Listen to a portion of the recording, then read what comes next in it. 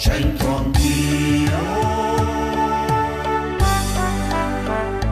c'entro anch'io.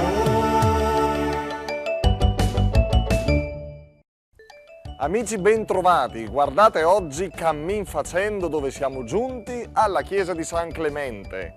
C'entro anch'io.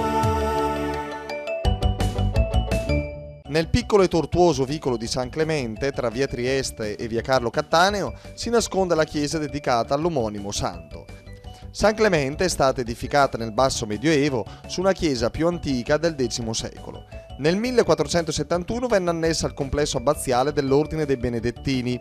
La chiesa, che originariamente era in stile gotico, attualmente si presenta con uno stile neoclassico. Difatti il progetto di ristrutturazione è opera di Rodolfo Vantini. Il protiro con volta a botte contiene un affresco che rappresenta il Papa Clemente I con a fianco Cristo e probabilmente San Benedetto.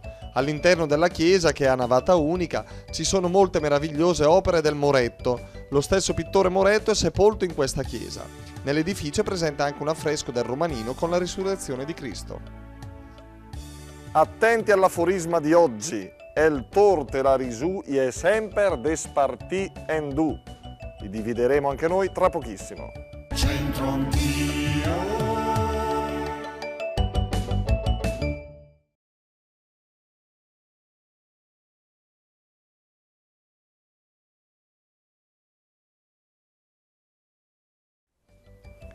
Siamo di nuovo qui nel cortile della chiesa di San Clemente per rilanciare il detto di oggi. El torte la risù ie semper desparti endu.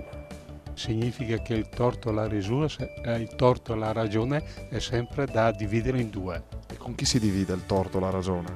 E con la moglie, purtroppo. Signor Battista, la vedo particolarmente affranto. Con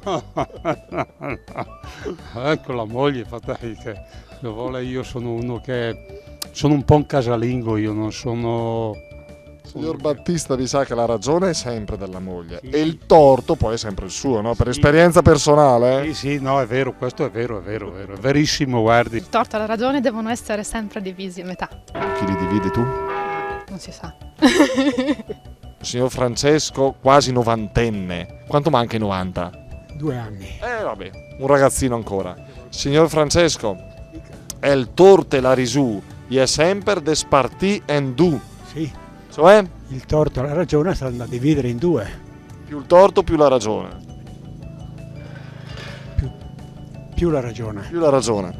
El torte la risù, cara, bella signora, ie semper desparti endu.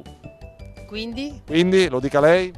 Lo devo dire in dialetto? No, in dialetto già l'ho detto io, lo diciamo in italiano. El torte la risù, ie semper desparti endu.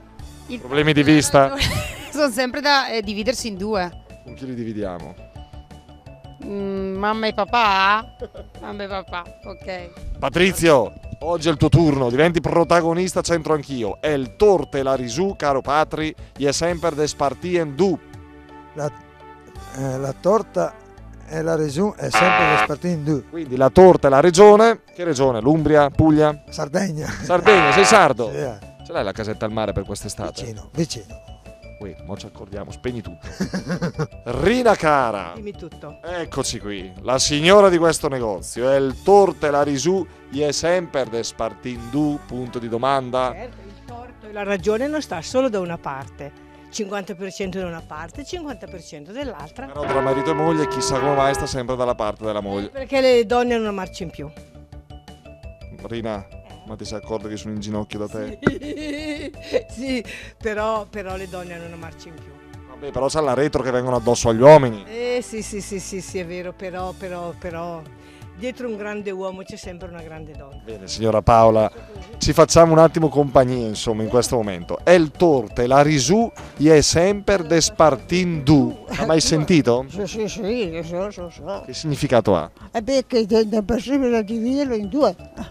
Non è che uno ha sempre ragione o sempre torto. Ecco, bene, no, lì va bene così. Sì, ho capito. Chiudiamo allora anche questa puntata. Il torto e la risù è sempre desparti in du. Allora, il torto e la ragione sono sempre da dividere in due. È importante cercare e trovare in ogni situazione quindi il giusto equilibrio. Amici, grazie, alla prossima puntata. Ciao!